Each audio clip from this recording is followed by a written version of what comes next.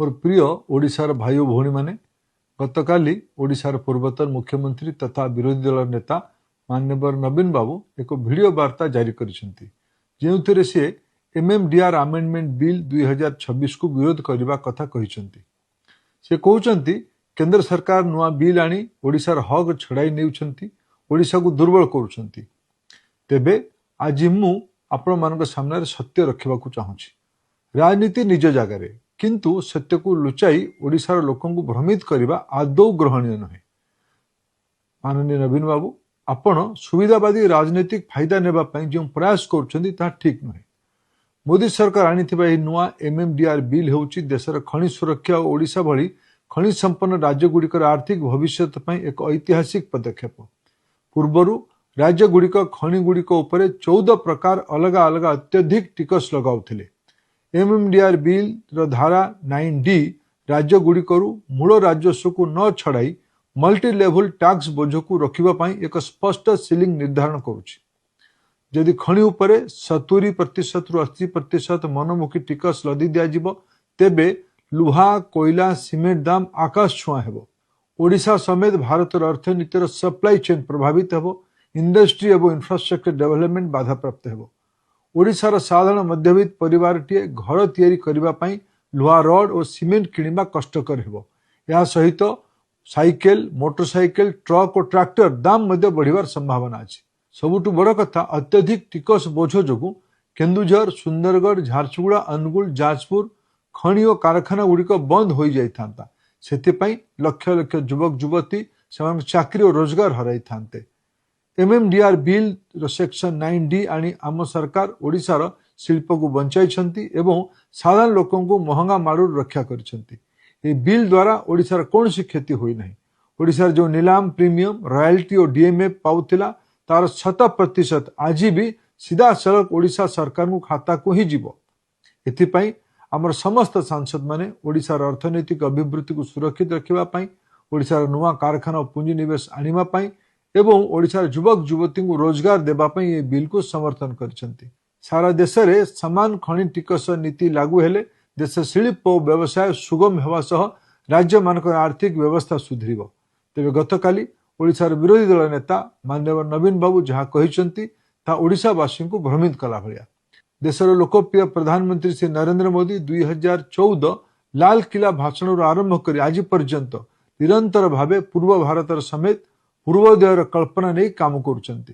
तांको बाबदरे प्रश्न उठाइबा पूर्व नवीन बाबू निजर 24 वर्ष रिपोर्ट कार्ड देखि आत्मसमीक्षा करबा दरकार। आदरणीय नवीन बाबू मु किछि तथ्य आपको मन पकेबा पई चाहूची। आपण क्षमतार थिबा बेले 2004 मसीह ओडिशार वार्षिक खनि राजस्व आय थिला 1000 कोटी टंका। आपण शासन रहिबा भितरे 2014 मसीहा पर्यंत अर्थात जो पर्यंत मोदी सरकार खनि नीतिर संस्कार आनी नथिले सेते बेले यही खनि राजस्व मात्र 5000 कोटी टंकार सीमित रहिथिला। कारण सेते बेले माइनिंग कंपनी मानकू साग माछ दर रे खनि बंटा जाउथला। एहा सह भाई बंधु कुटुंब हिसाब रे ओडिशार निर्दिष्ट केतक परिवार गुड़ी को खनि टेकी दिया जाउथला। 2014 रे केंद्र रे प्रधानमंत्री नरेंद्र मोदी सरकार रे आसीथिले। 2015 रे मोदी जी एमएमडीआर आईन रे ऐतिहासिक संशोधन आनिथिले। या फल रे मनमुखी खनि देबा बंद हैला। आलोकेशन रु ऑक्शन प्रक्रिया आरंभ हैला। ऑक्शन प्रक्रिया को बाध्यतामूलक करागला।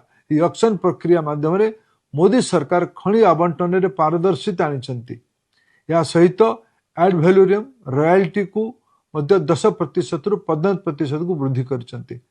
तत्सहित राज्य रे जनहितकर योजना कार्य पई डीएमएफ व्यवस्था मध्य करागला। 2015 पूर्वरु ना प्रीमियम व्यवस्था थिला ना एड वैल्यूरियम रॉयल्टी वृद्धि करा जायतिला ना डीएमएफ व्यवस्था थिला। 2015 एमएमडीआर आईन जोगु जेउ खनिज आय 5000 कोटी टंका रे अटकी थिला ताहा 10 गुण वृद्धि पाई आज प्राय 50,000 कोटी टंका रे पहुंची। एथि सहित डीएमएफ पांठी जरिया रे ओडिशा को 37,000 कोटी टंका मिली। माननीय नवीन बाबू यह आपणकर नुहे बरं मोदी सरकार स्वच्छ नीति और रिफॉर्म प्रतिफलन। आपण को कहबा को चाहे जे मोदी जी खनि सुधार नीति कारण ओडिशा भली राज्य मानक राजस्व बढ़ी। मु एक उदाहरण देबा को चाहूची। लुहा पत्थर हाराहारी विक्रय मूल्य जदि टन पिछा 3000 टंका हुए तेबे ओडिशा सरकार को प्रीमियम बाबद अधिका 3300 टंका जहाँ होची सेलिंग प्राइस 110%। आड वैलोरियम रॉयल्टी बाबद 450 टंका, डीएमए बाबद 45 टंका, एपरिक मोट 3795 टंका ओडिशा राजकोष को आसुची। आप निजे कहतु नवीन बाबू, मोदी सरकार खनि सुधार नीति जो राजस्व कहार बढ़िला, राज्यर ना केन्द्रर? आदरणीय नवीन बाबू एवं तांकर दल बीजेडी 2004 मसीह आनिथिबा ओडिशा एक्ट नाम खनि टिकस आईन कथा कही कुंभीर कांदना कांदुछंती। 2005 रे मान्यवर हाईकोर्ट ताहाकु रद्द करथिले। बीजेडी सरकार 2006 रु 24 पर्यंत दीर्घ 18 वर्ष धरी मान्यवर सुप्रीम कोर्ट रे मामला रे गड़ाई चली एवं कौनसी पदक्षेप नेले नहीं। 2004 रो परिस्थिति भिन्न थिला। 2014 प्रधानमंत्री दायित्व नरेंद्र मोदी जी नेला परे खनिज संपद कहार रहिबो, लोकंकर ना पुंजीपति मानकर? या पर एक ऐतिहासिक निष्पत्ति एमएमडीआर एक्ट को संशोधन करके आनिले। पूरा अधिकार राज्य को गला, प्रीमियम हैला, रॉयल्टी आड वैलोरियम है कि 15% हैला, ता सह डीएमए भलिया नुआ व्यवस्था तैयारी करागला। मोदी सरकार ओडिशा भलिया राज्य पाई बद्धपरिकर अछंती और विकास पाई दायित्व नहीं। आदरणीय नवीन बाबू, आपण जेतेबेले 2000 मसीह दायित्व नेले सेतेबेले ओडिशार ऋणभार मात्र 3000 कोटी टंका थिला, किंतु आपण जेतेबेले दायित्व रु गले सेतेबेले ओडिशावासी मुंडरे 96,000 कोटी टंकार ऊर्ध्व बोझ लदी दे गले। आपण शासन को आसीबा बेले ओडिशार मुंड पिछा ऋण बोझ प्राय 6000 टंका थिला। आपण जीवा समय ओडिशावासी मुंड पिछा ऋण बोझ 26,000 टंका कर दे गले। यह कौन आपण आर्थिक संस्कार? माननीय नवीन बाबू, आपण युववर्ग भविष्य कथा कही से भ्रमित करने चेष्टा करी कथा आपण मुहर शोभा पाऊना। मोर अनुरोध, ओडिशार जनसाधारण को मिछ कही आप भ्रमित करंतु नहीं। ये बिल द्वारा ओडिशा कौन लाभ पाइबो ता पर निजर मत रखिले ओडिशावासी खुशी हेबे। धन्यवाद। जय जगन्नाथ।